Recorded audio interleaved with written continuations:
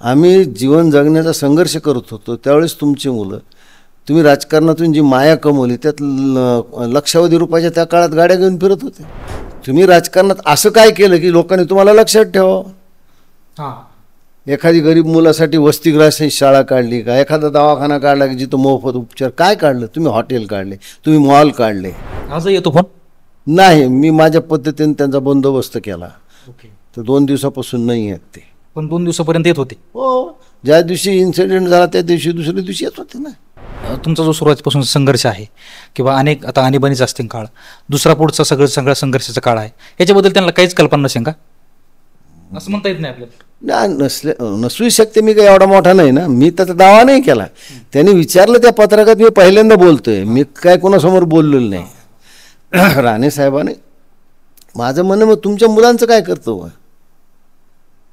काय कर्तव्य रे?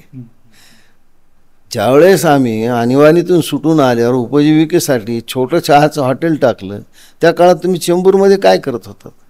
आम्ही जीवन जगण्याचा संघर्ष करत होतो त्यावेळेस तुमची मुलं तुम्ही राजकारणातून जी माया कमवली त्यात लक्षावधी रुपयाच्या त्या काळात गाड्या घेऊन फिरत होते। तुम्ही राजकारणात असं काय केलं की लोकांनी तुम्हाला लक्षात ठेवावं? एखादी गरीब मुलासाठी वसतिगृहाची शाळा काढली का? एखादा दवाखाना काढला की जिथं मोफत उपचार? काय काढलं तुम्ही? हॉटेल काढले, तुम्ही मॉल काढले। तुम्ही महसूल मंत्री असताना एका जमिनीचा निर्णय पुण्यातला दिला, सर्वोच्च न्यायालयाने तो परवा बदलला। याचा काय अर्थ आहे? ते अनेक ठिकाणी सांगतात की मी व्यावसायिक आहे।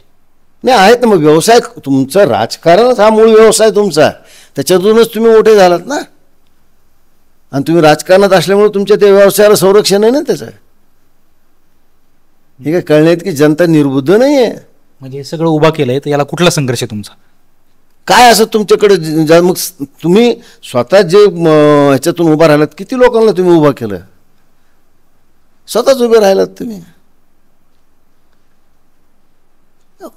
मला हेही आणि तुम्ही अशा पद्धतीने थ्रेट एका सामान्य नागरिकाला, मी तर चला जाऊ द्या, माझे काय राजकीय पार्श्वभूमी सोडून द्या, मी सामान्य नागरिक आहे, पण त्यांचे हे लक्षात आलं नाही की सामान्य नागरिकाच्या ज्यावेळेस जीवावर येतं त्याच्या स्वाभिमानाला धक्का बसतो, तो कुठल्याही टोकाचा संघर्ष करू शकतो। म्हणून मी त्या दिवशी निर्णय घेतला, मी एकट्याने निर्णय घेतला, मी पक्षाच्या कार्यकर्त्यांना कुणालाही त्यात इन्व्हॉल्व केलं नाही। मला माहिती होतं पोलीस एखाद्या काही गुन्हे दाखल करतील, काय करतील, पण जे प्रेम करणारे कार्यकर्ते आले, म्हणलं वाघे म्हणल्यावर खाणारे, वाघोबा म्हणल्यावर खाणारे, ते एकदा वाघ्या म्हणूनच बू काय होतं? हा, म्हणजे तुम्ही थेट दंडच ठोपडायचं ठरवलं। आता ते संघर्षालाच उभं राहायचं ठरलं ना। बघा ना, हे असे फोटो यायला लागले। दिल्लीत राणे नावाच्या गुंडाविरुद्ध लढायला प्रकाश महाजन यांनी दंड थोपटले। दिल्लीमध्ये तुम्ही पत्रकार परिषद घेतात आणि तुम्ही असं म्हणता की कोण प्रकाश महाजनला मारून 302 अंगावर घेईल? म्हणजे तुमची बोलण्याची पद्धत काय? हे भयानक।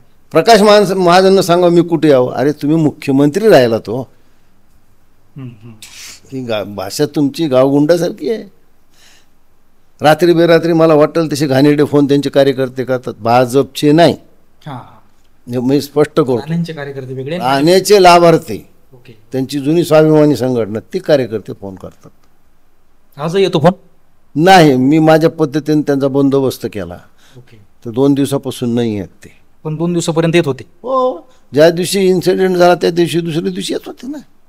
सोशल मीडियाच्या भाऊ गर्दीत विश्वासार्हतेने चकाकणारे नाव म्हणजे लेट्सअप मराठी। सगळ्यांना, सगळ्या नागरिकांना ती स्पीच, ती लेट्सअप वरील मुलाखती म्हणजे विचारांचा खजिना। त्यानंतरच्या निवडणुकीमध्ये मला सोडून गेले। बातम्या केवळ वस्तुस्थिती सांगणाऱ्या, न प्रोपगंडा, फक्त जनतेचा अजेंडा।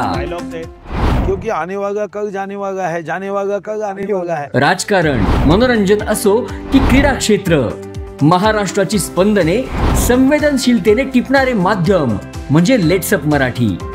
जगासोबत एक पाऊल पुढे राहण्यासाठी लेट्सअपचे ॲप, सोशल मीडिया आणि वेबसाईट सोबत कनेक्टेड रहा।